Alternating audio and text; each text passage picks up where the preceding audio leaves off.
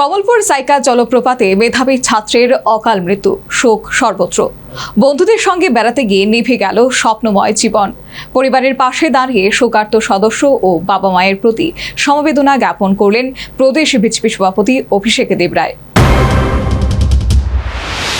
বন্ধুদের সঙ্গে ঘুরতে গিয়ে মর্মান্তিক দুর্ঘটনায় প্রাণ হারালো বিশ্রামগঞ্জ দেওয়ানবাজার এলাকার মেধাবী ছাত্র অনন্ত সিংহ। ঘটনায় গভীর শোকের ছায়া নেমে এসেছে গোটা এলাকায়। গত শনিবার সকালে 7 জন বন্ধুকে সঙ্গে নিয়ে কমলপুরের সাইকা জলপ্রপাত এলাকায় বেড়াতে যায় অনন্ত। সেখানে একসঙ্গে সবাই জলে নামলে হঠাৎ করেই অনন্ত সিংহ গভীর জলে তলিয়ে যায়। বন্ধুরা সঙ্গে সঙ্গে তাকে খুঁজতে শুরু করে। দীর্ঘক্ষণ তল্লাশির পর জলপ্রপাত এলাকা থেকে তাকে উদ্ধার করা হলেও ততক্ষণে অনেক দেরি হয়ে যায়। স্থানীয়দের সহায়তায় তাকে উদ্ধার করে হাসপাতালে নিয়ে যাওয়া হলে চিকিৎসকরা মৃত বলে ঘোষণা করে। অনন্ত সিংহ ছিলেন অত্যন্ত মেধাবী ছাত্র। বিশ্রামগঞ্জ দেওয়ানবাজার এলাকার ডন বস্কো স্কুল থেকে মাধ্যমিক পরীক্ষায় উত্তীর্ণ হওয়ার পর তিনি আগরতলায় ভারতীয় বিদ্যা ভবনে বিজ্ঞান বিভাগে একাদশ শ্রেণীতে ভর্তি হন।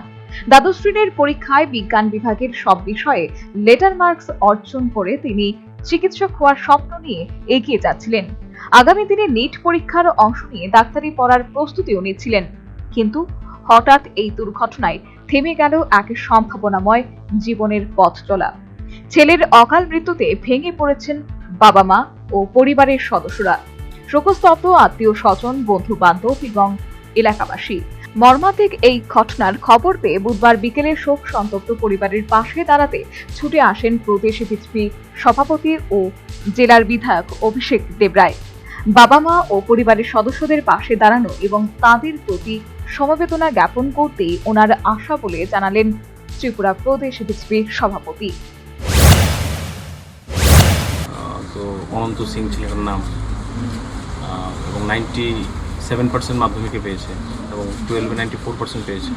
খুব ভালো স্টুডেন্ট ছিল এবং এলাকায় একটা সুপরিচিত যুবক হিসাবে সকলে তাকে জানে। তো এটা অত্যন্ত দুঃখের বিষয় এবং তার জন্য সমবেদনা জানানোর জন্য এখানে এসেছি। এখানে এলাকাবাসী প্লাস আমাদের দলীয় যারা কার্যকর্তারা আছেন সবাই মিলে সহযোগিতার আশ্বাস বাড়িয়ে দিয়েছেন এবং আগামী দিনের জন্য কোনো অসুবিধা না হয় পরিবারের সে কথাটা বলে গেলাম। তো মূলত মা বাবার সাথে দেখা করে গেলাম, তারা 2 ভাই, বড় ভাই আছে। সমবেদনা জানানোর জন্যই আসা। চরিলাম বিজেপি মণ্ডল সভাপতি তাপস দাস সহ দলের অন্যান্য নেতৃত্ববৃন্দ উপস্থিত ছিলেন। তারা পরিবারের প্রতি গভীর সমবেদনা জানান এবং এই অপূরণীয় ক্ষতিতে শোক প্রকাশ করেন। Bureau report, news vanguard.